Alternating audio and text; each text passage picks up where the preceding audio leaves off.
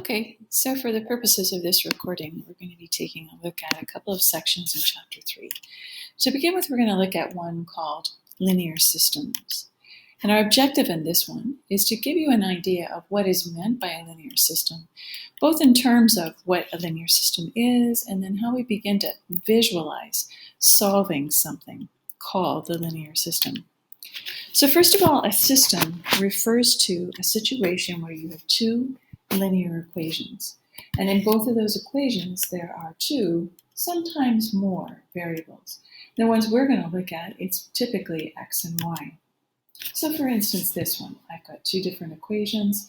They each have an x and a y in them. So the question is, how do I find out the answer to this system? How do I find an x and a y that satisfy both these equations at the same time?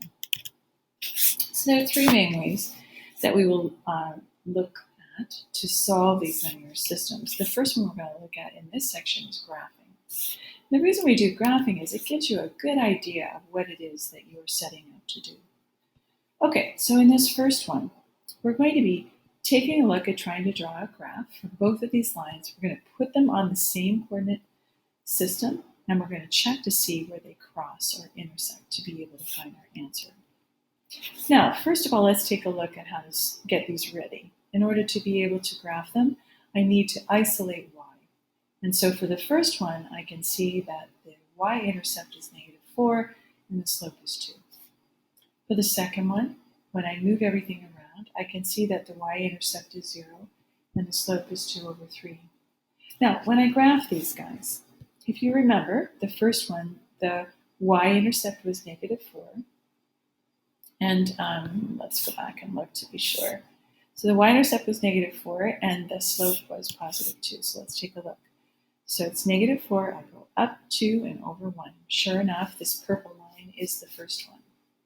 For the second one, the y-intercept was 0, and then we had to go up 2 and over 3 for our slope.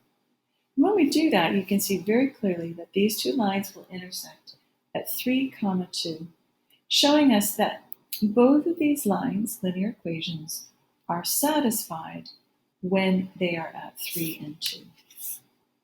Now just keep in mind that there are different possibilities of how we can have an answer. We can have one place that they intersect, as you saw in the previous example or in this one. Two lines, they intersect once, so our answer is one solution.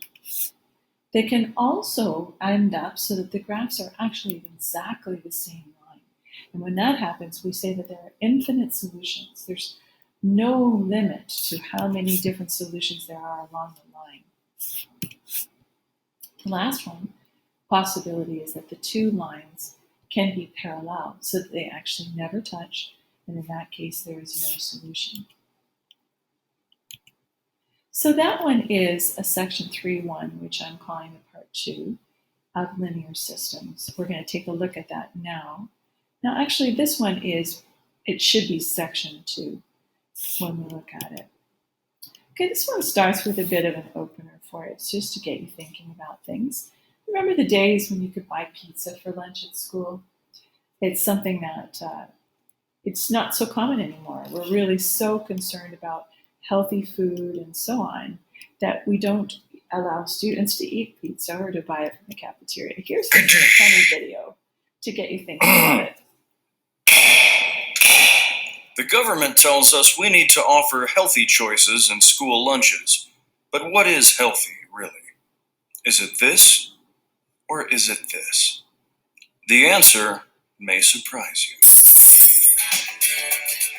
Welcome to the Pizza Farm, where we are hard at work growing the ripe, juicy pizzas your kids love. What could be healthier than this? Acres of pizza kissed by the sun, stretching as far as the eye can see.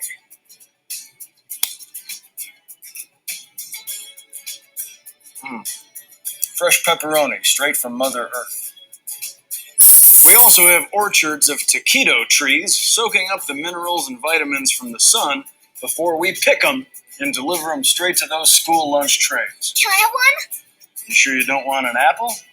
Ew, no way. Here you go. You see, kids know what their bodies need. My teeth feel soft. Go away. These fields produce hot, moist, sloppy joes all year round. Yeah. Thanks to the nutrients in the cola we use to water them. Oh, like mother's milk. We all want our kids to eat healthy, all-natural food. So stop pushing gross fruits and vegetables on them and let them dig into a fresh-picked bushel of hot, flaky fish fingers.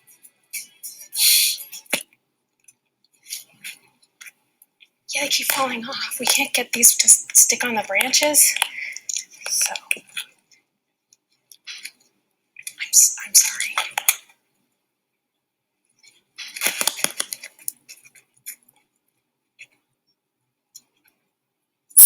Listen, if it's on a plant, it's good for you. Who cares how it got there? French fries are practically salads, which is why I like mine with ranch. All right. So there you have just a humorous way to begin an introduction to a question, which is all about buying pizza at a cafeteria. The cafeteria costs 20 dirhams to make a small pizza that sells for 60. And it costs 30 dirhams to make a large pizza that sells for 75. In 1 week, the cafeteria spent a total of 5,500 making pizzas and sold all of them for 14,550. How many small pizzas were actually sold?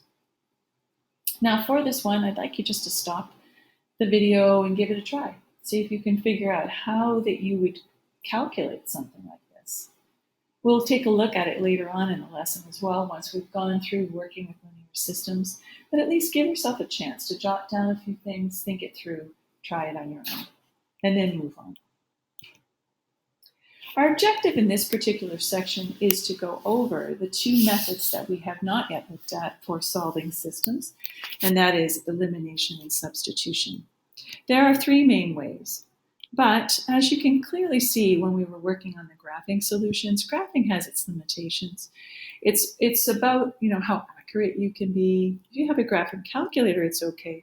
But if you're doing it by hand, it's got its limits. You wouldn't be able to find solutions if they were fractions, for instance. So generally speaking, we use two other methods. And the first one, substitution, and then elimination. We're going to look at both of those. So first of all, substitution.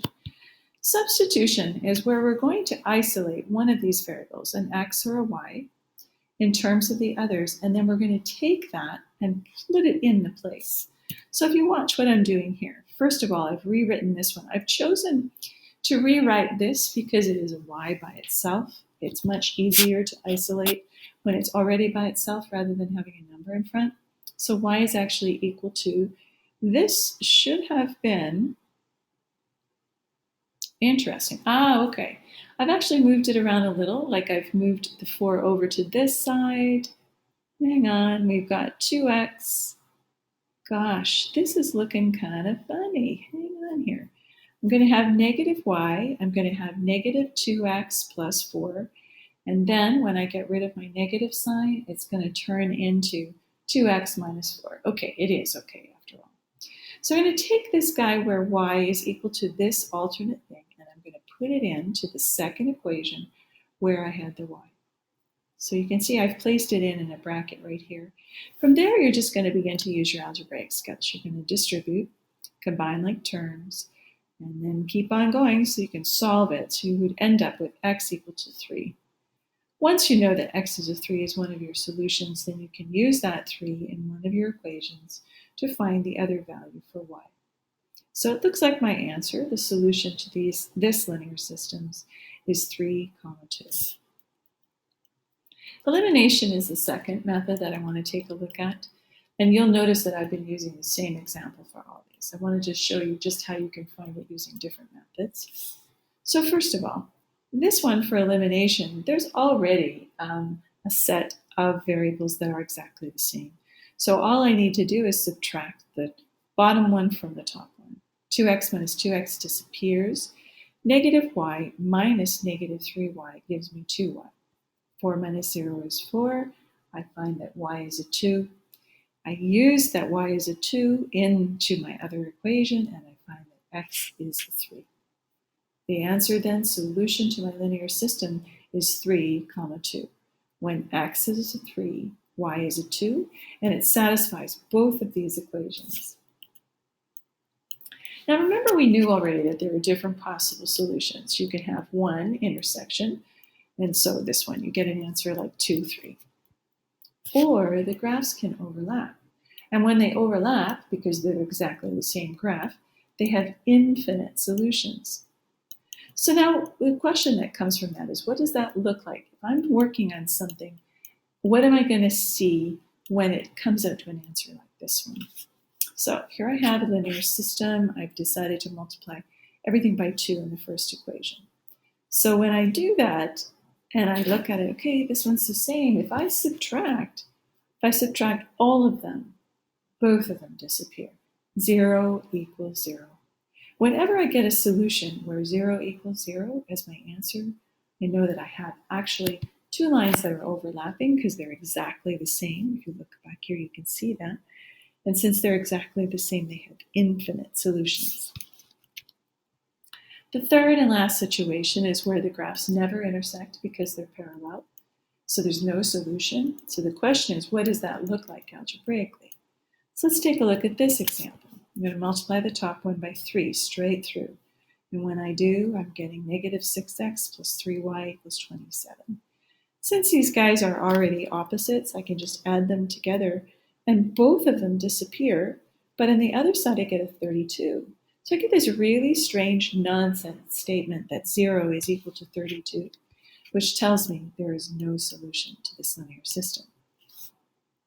So lastly, linear systems are particularly useful for solving real-life problems. Remember, again, a linear system is a situation where you've got two or more equations, essentially, with two or more variables. Now, if we look at the problem that I gave you earlier on, so we take a look at it and see I'm being given information about small and large pizzas. I'm being given information on how much they cost and on how much we sell them for. This is sounding a lot like a linear system. And so it would go something like this. If I could put an X as the small pizza and Y as the large one, if I organize the cost to make these pizzas, then 20 times a small pizza and 30 times a large one is what it costs. Now I know that the cafeteria spent in this total $5,500. And then to sell them, I sell the first one for 60, the second one for 75, and I know that altogether they made 14,550. So now taking these and looking at them, to get one of them the same, I should multiply by 3, which I've done across here. And since they were exactly the same, I'm going to subtract them, which gives me, as a natural result, that y is 130. And if I know that y is 130, I can put it back in one of my original equations, and I will find that x is 80. So in other words, the number of small pizzas that the cafeteria made was 80. And in case you're wondering, the number of large pizzas is 130. Okay, so there you have it, solving linear systems by graphing, elimination, and substitution. Good luck with your homework. Take care, everyone.